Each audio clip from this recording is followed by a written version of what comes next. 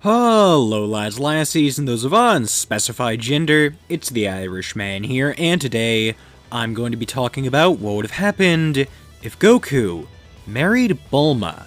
Now this is the third part to this what if, and if you have not already seen the other two parts, I would greatly recommend you go check those videos out before coming back to this one. 5 years have passed since the events of the Saiyan Saga.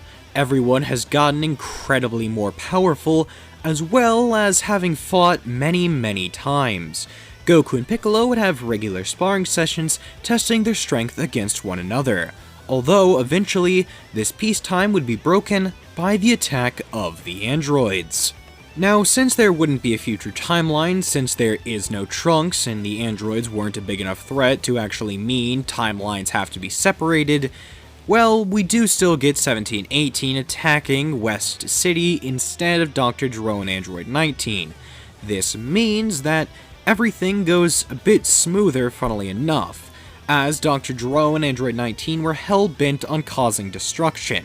The twins were mostly just focused on having a good time. Now, this sometimes did include destruction, but it wasn't their main focus. Goku and Piccolo, after arriving on the scene, hearing the screams of terror and people in danger, well, they'd easily be able to dispatch of 1718. If they decide to actually keep them alive, 1718 would change the morality like they did in the original story. Although, here, I really don't see it mattering all too much. 1718 would barely even be able to hold a candle to the strength of Super Saiyan Goku and Kaioken Piccolo. Seeing as in their base forms alone, they should be roughly comparable to Final Form Frieza, something that neither Goku nor Vegeta were able to achieve until the Age of Super. Base Goku and Vegeta, at least in Battle of Gods, should only be at a power level roughly at 60 million. Goku here is twice that, at least, after years of training with Piccolo, after a starting power of where Goku was in Battle of Gods. So here, Goku in Super Saiyan is just a completely different threat than he was in the Android Saga, making the androids no real threat at all. Now if you're wondering about Cell, I feel like they would investigate the lab and probably find Cell. What they choose to do from there either concludes with Bulma rehabilitating him or him just being destroyed. Because I don't want to add him into the story without giving him much purpose, I made that mistake in my What If Goku Married Android 18 video, we're just going to say that he was destroyed. It's sad, but ultimately it was the smart choice. Now, with another threat to Earth being taken care of with relative ease, Goku would be a bit melancholy, or as most would say, melancholy. The reason is that he hasn't really faced any genuine threats, or at least any powerful people aside from himself, his son, and Piccolo. Granted, sparring with Piccolo is fun and all, he definitely gets his blood pumping, but honestly, it's just not as fun as Vegeta was for him in the original story, another Saiyan who would get Goku to push beyond his limits.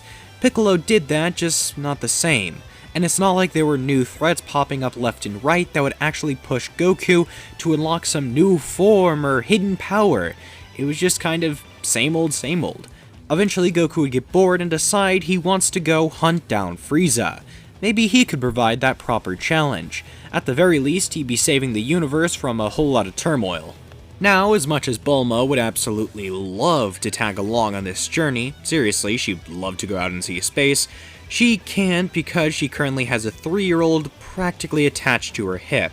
Trunks would have been born much earlier at this point, and although this kinda sucks for Bulma, she would have Gohan go along instead, as Gohan is just as interested in technology and space travel as she is.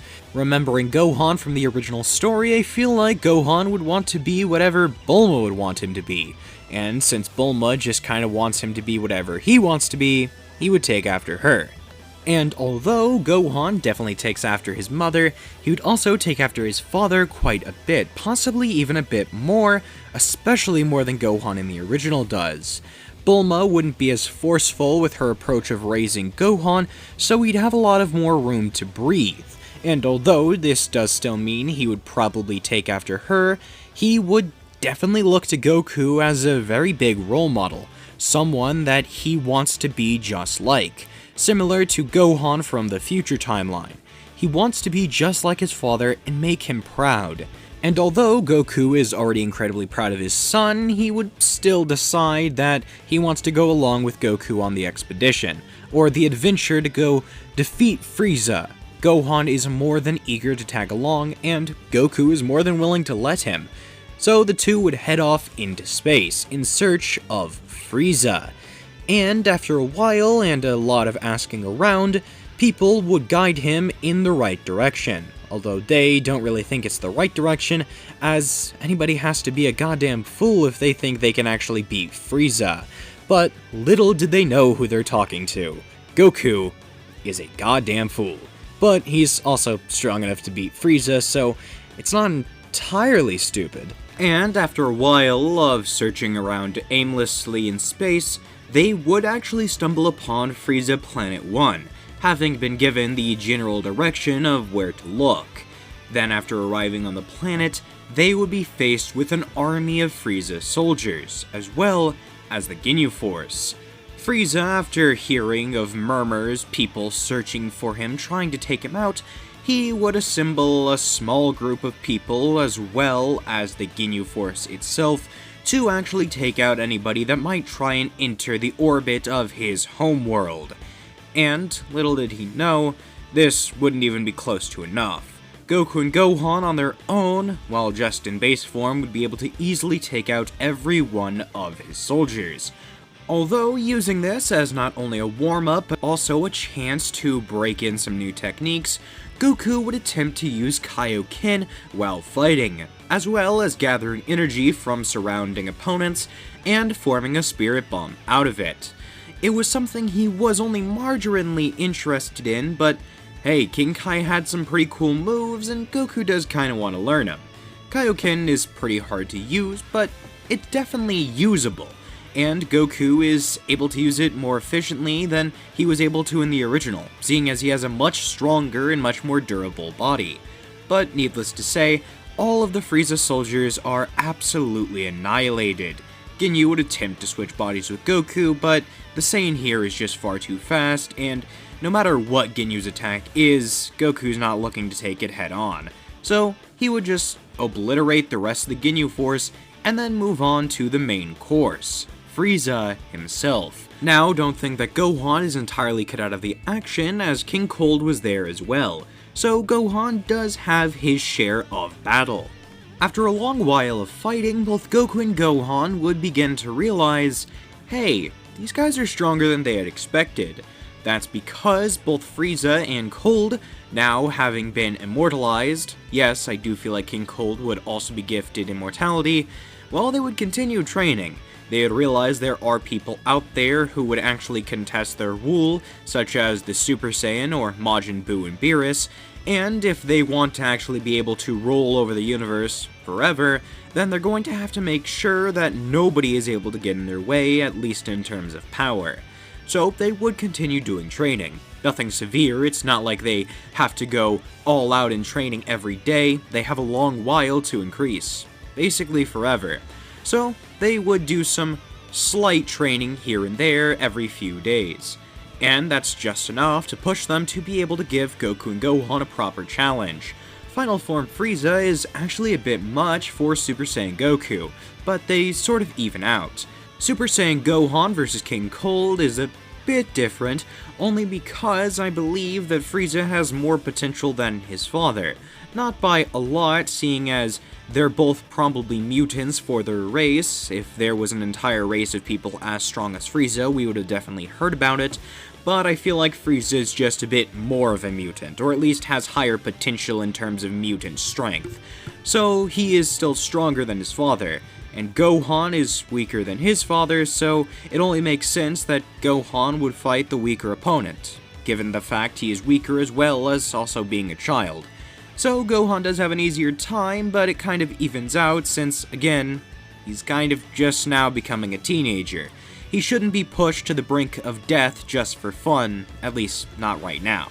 I'm not exactly going to give Frieza any flashy new transformations here, as I don't think he'd even see a need for it.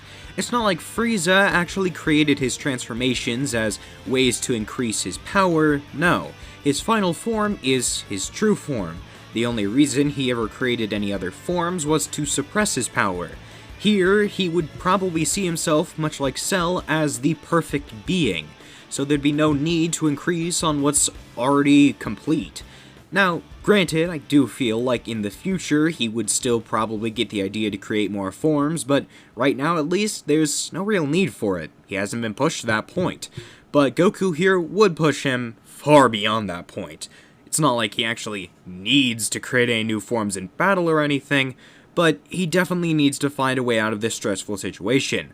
Goku is rapidly becoming stronger as the fight goes on, while Frieza is doing the same, but not to the same extent. He's not a Saiyan, he doesn't relish in battle, and he's not like Goku where he hasn't had a proper challenge in literal decades.